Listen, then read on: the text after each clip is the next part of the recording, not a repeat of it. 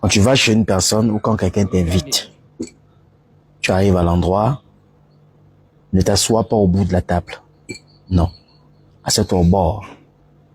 Et ne fais pas que les pointures de la table soient orientées sur toi. Parce que la table a 4 côtés pointus. Ne fais pas que ta chaise soit, que ce pointu soit orienté sur toi. Tu reçois ainsi toutes les flèches de cette maison et les mauvaises vibrations que sortent de là. Quand tu vas chez quelqu'un, écoute-moi bien, attends que cette personne te demande de t'asseoir avant que tu t'assoies, avant que tu t'asseyes, autant pour moi.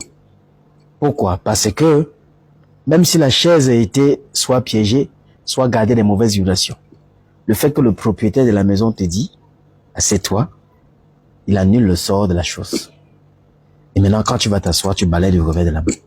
Quand tu vas chez quelqu'un et qu'on sert à manger, ne te sers pas en premier, non. Ne te sers non plus pas en dernier. Sers-toi peut-être après le propriétaire de la maison. Et s'il t'invite, parce qu'il y a des gens qui vont vous poser ce piège, il te dit non, vas-y, si vous êtes à l'honneur, servez-vous ou non. Dis-lui après vous. Là, quand il te sert, tu vois la façon qu'il s'est servi et tu te sers moins que lui. C'est comme ça que ça se passe. Et s'il a pris de nourriture, une quantité, tu prends moins de cette quantité-là. S'il a pris 2 morceaux de viande, tu prends un morceau de viande. C'est comme ça que ça se passe. Quand quelqu'un t'invite dans un restaurant, dans un bar, dans un glacier, je ne sais quoi, quand tu arrives, ne commande pas avant cette personne. Demande à la personne d'abord de commander.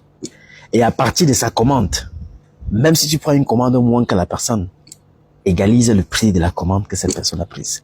Ne prends pas une commande qui est au-delà de sa commande. Ça, c'est des énergies spirituelles que vous acquérez, que vous perdez également tous les jours, en posant des actions qui permettent à ce que vous ne puissiez pas les conserver. Quand tu vas chez quelqu'un, écoute-moi très bien sur cette partie.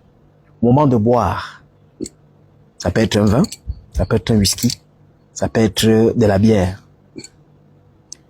Attends qu'ils boivent d'abord avant que tu boives. Oui. Si c'est un vin, ne l'ouvre pas. Laisse que c'est lui qui ouvre le vin. Ou la personne de cette maison-là. Si quelqu'un t'a invité, n'y va pas dans le restaurant et qui te demande d'ouvrir une bouteille de vin, tu ouvres. C'est lui qui l'ouvre et non toi. Et si, à un moment même qu'après qu'il est ouvert, il veut te servir en premier, non, dis qu'il se sert d'abord.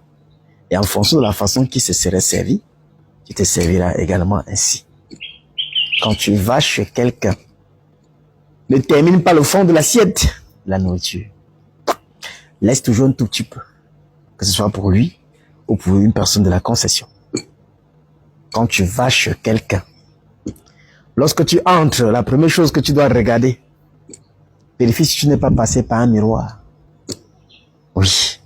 Est-ce que tu as traversé un miroir au couloir, devant la porte, je ne sais pas. Si tu te rends compte que tu es passé dans un miroir, en sortant, écoute très bien, en ressortant de là, tends la paume de main sur le miroir. Genre, voici le miroir devant toi, en sortant, tu fais comme ça, et tu sors. Si cette personne était quelqu'un de maléfique, et qui avait mis un miroir, parce que les miroirs sont les enregistrements d'images. Tu peux passer là, quelqu'un se tient, il voit tout ce qui s'est passé. Beaucoup de personnes ne mettent pas les miroirs chez eux pour se mirer. C'est pour capturer les énergies des personnes qui passent. Même dans des restaurants ou des glaciers ou des marchés où tu passes par un miroir avant d'entrer. Faut faire attention. Mais regardez le monde de la nuit.